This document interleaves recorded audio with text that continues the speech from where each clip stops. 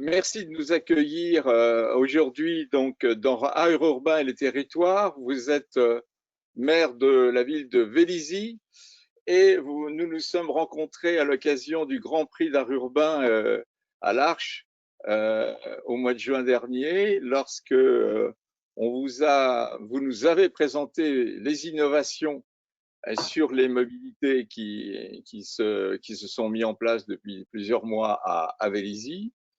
Et nous voulions aujourd'hui témoigner par cette interview de l'évolution de ces mobilités innovantes et de telle manière à ce que le Grand Prix de l'innovation que vous avez reçu à cette occasion puisse être utile également pour tous nos partenaires et amis qui regarderont cette interview sur les réseaux sociaux et surtout pour faire avancer les mobilités dans le cadre de la grande crise sanitaire que nous vivons en ce moment.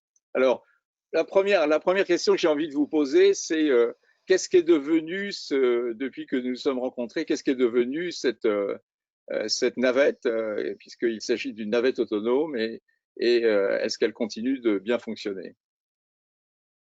Alors là, elle reprend parce qu'en fait, il y a eu la période Covid où c'était un peu plus compliqué d'avoir une navette autonome qui répondrait aux mesures sanitaires. Là, elle redémarre et elle dessert plusieurs centaines en fait, de personnes dans un quartier un peu isolé, hein, des transports en commun, quartier plutôt aussi pavillonnaire où les grands bus ne passaient pas pour abattre sur le tramway qui permet d'aller sur Paris ou sur Versailles. D'accord, d'accord. Et cette navette pour tout le monde, elle fonctionne, c'est une première en France. Elle fonctionne depuis quand en réalité? La particularité de la navette qui maintenant fonctionne depuis près d'un an, elle a commencé à fonctionner l'été dernier, c'est qu'en fait, toute la technologie est embarquée et elle est totalement autonome, c'est-à-dire qu'on n'a pas modifié le mobilier urbain ou l'espace urbain. C'est-à-dire qu'en fait, elle gère toute seule les passages protégés, les croisements, les priorités à droite, les feux, les stops, la traversée du tramway. Et Oui, elle n'a pas c'est ça. besoin d'un espace dédié. Oui, Ouais. oui, c'est Elle n'a pas ça. d'espace dédié et elle n'a pas de. C'est pas le feu qui communique avec le véhicule, c'est le véhicule qui va détecter la couleur du feu pour s'arrêter. Et je pense que D'accord. la rupture technologique était là. Des véhicules autonomes, il y en a beaucoup. Mais un véhicule autonome qui s'adapte à son environnement et sans avoir à intervenir sur le mobilier urbain, je pense que c'est ça qui nous intéressait au niveau de la rupture technologique. D'accord. Et on comporte combien d'utilisateurs? Alors, elle a 6 passagers. Et aujourd'hui, la réglementation fait qu'il doit y avoir une personne qui reste dans le véhicule en cas de problème. Mais il y a juste une personne. Dans beaucoup de véhicules autonomes, il y en a deux. Un qui gère l'équipement et un qui gère les passagers. Là, en fait, elle est supervisée depuis un poste de commandement qui se trouve aussi à Vélizy. Et les deux navettes qui circulent aujourd'hui, mais demain, ça pourrait être plus, sont totalement supervisées à distance. La main de l'opérateur peut être prise à distance. Et donc, le véhicule, en fait, demain, et on en parlera peut-être après, il y a d'autres maintenant étapes qui vont évoluer. Mais demain, on peut imaginer une dizaine de véhicules avec Ah oui, simplement une personne qui supervise tous les véhicules, aussi bien pour la sécurité, puisqu'il y a des caméras, que pour ouais. tous les équipements embarqués, quitte à prendre la main si elle est bloquée ou si il y a un obstacle en fait qui l'empêche de pouvoir avancer. D'accord. Non, mais justement, parlons un peu de son évolution, c'est-à-dire que vous avez imaginé effectivement la faire plus grande peut-être demain, peut-être servir d'autres destinations que celles que vous avez imaginées. Alors là, on a deux étapes qu'on est en train de travailler avec Milan.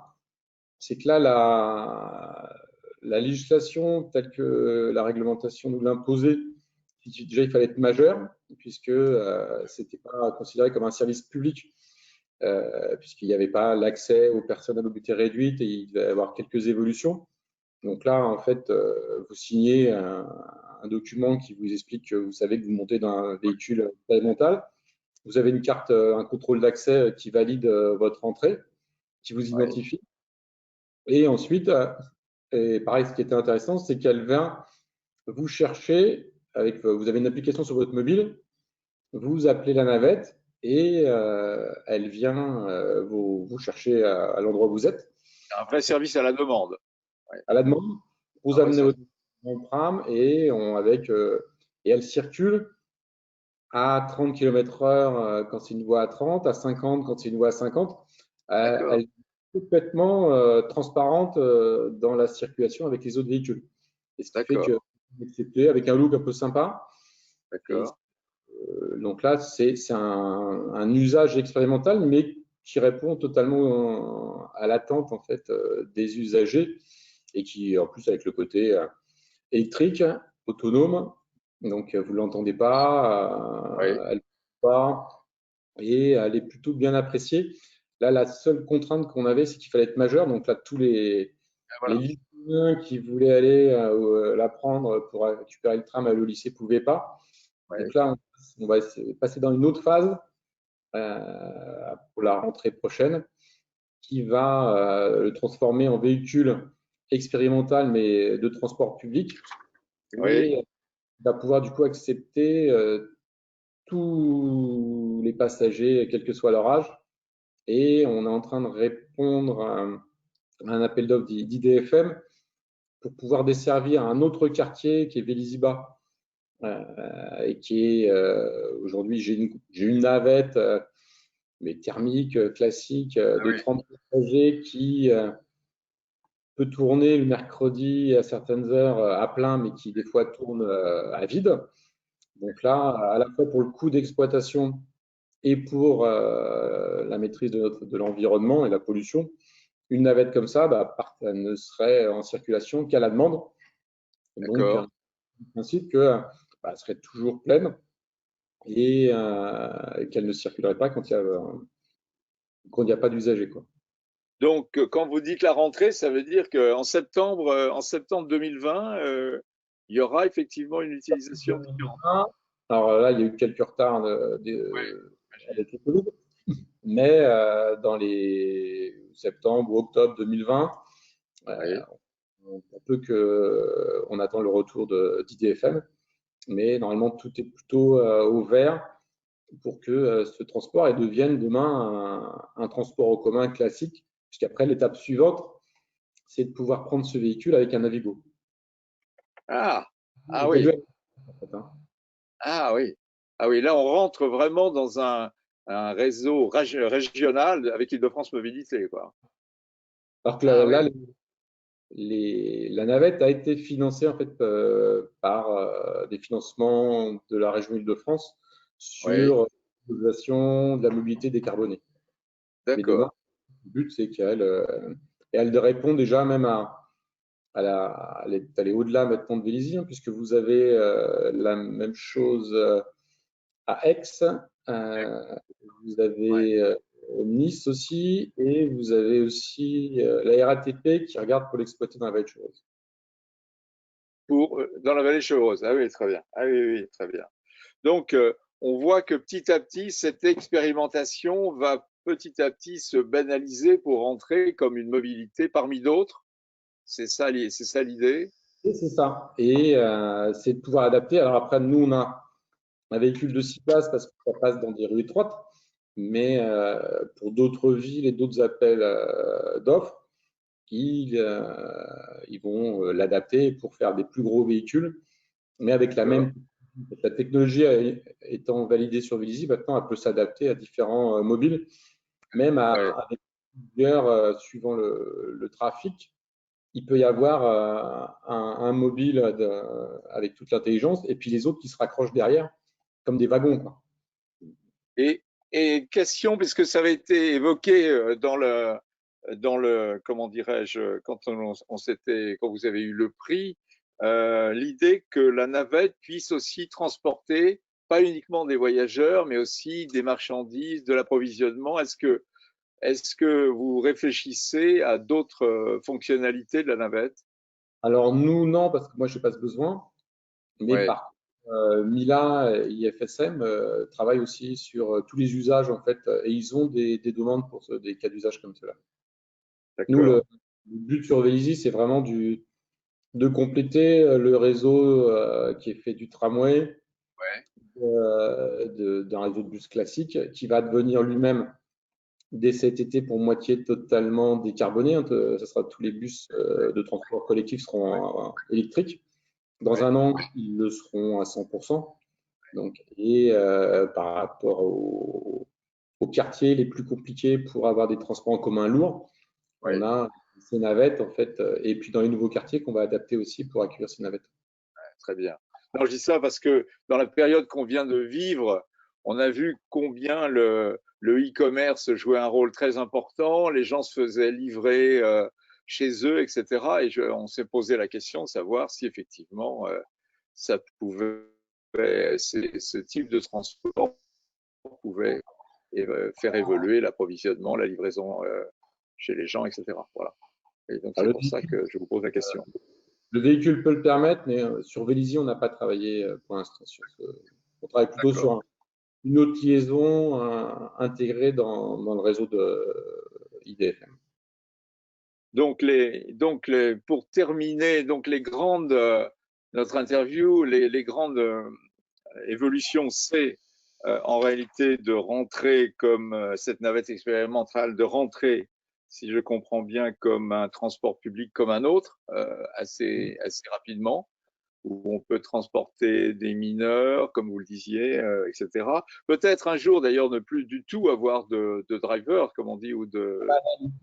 Aujourd'hui, le driver sert à rien. En fait, il répond juste à la réglementation du véhicule autonome qui D'accord, n'autorise pas d'avoir un véhicule expérimental autonome sans avoir le safety driver.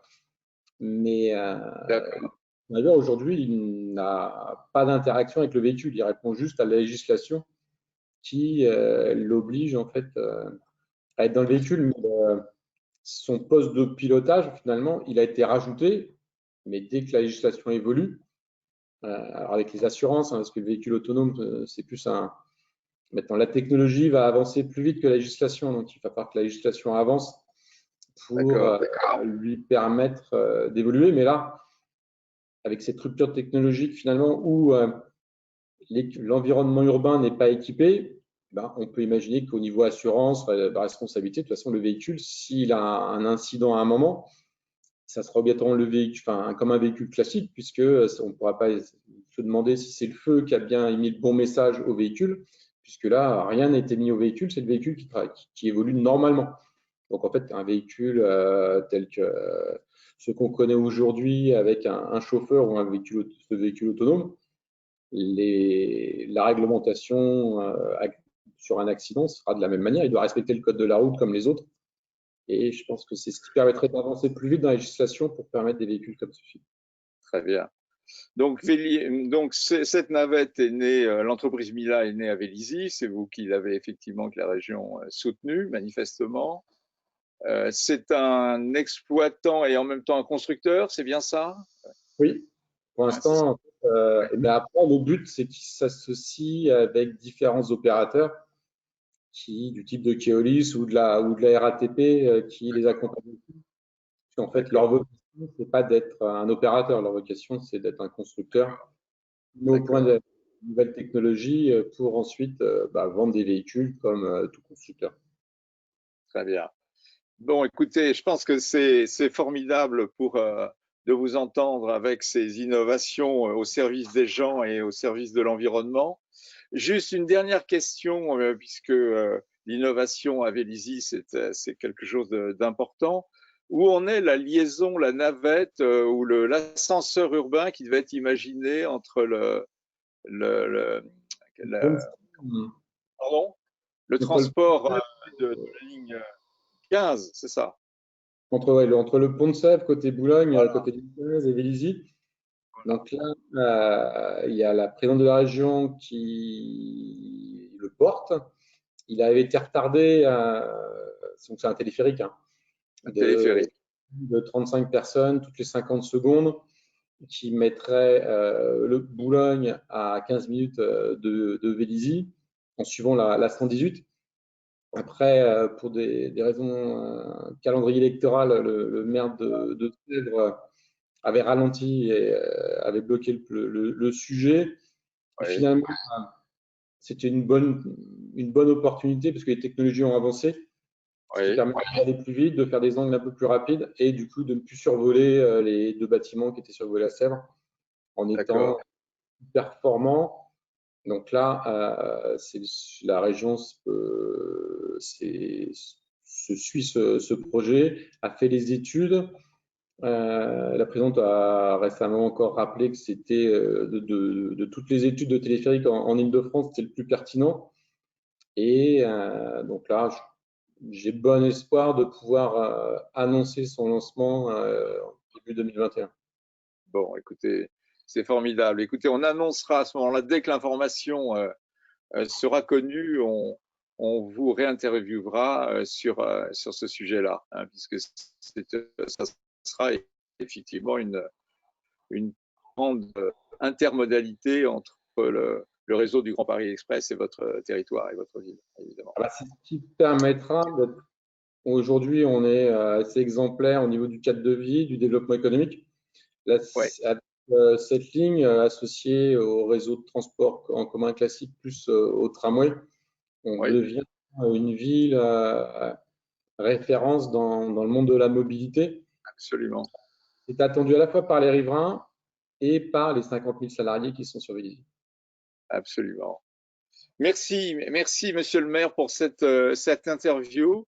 Et Merci. puis, je vous propose que nous nous retrouvions donc sur les réseaux sociaux, puisque cette interview va être mise en ligne très rapidement sur LinkedIn et d'autres réseaux. Et puis surtout, nous vous tenons au courant de l'évolution des projets et des réflexions que nous faisons dans l'association Air Urbain dans les territoires, pour pouvoir également faire en sorte que peut-être d'autres projets de Vélizy pourront y participer. Merci, Il y a toujours de bonnes expériences à prendre dans tout ce qui se fait autour de nous. absolument. Merci beaucoup. À bientôt.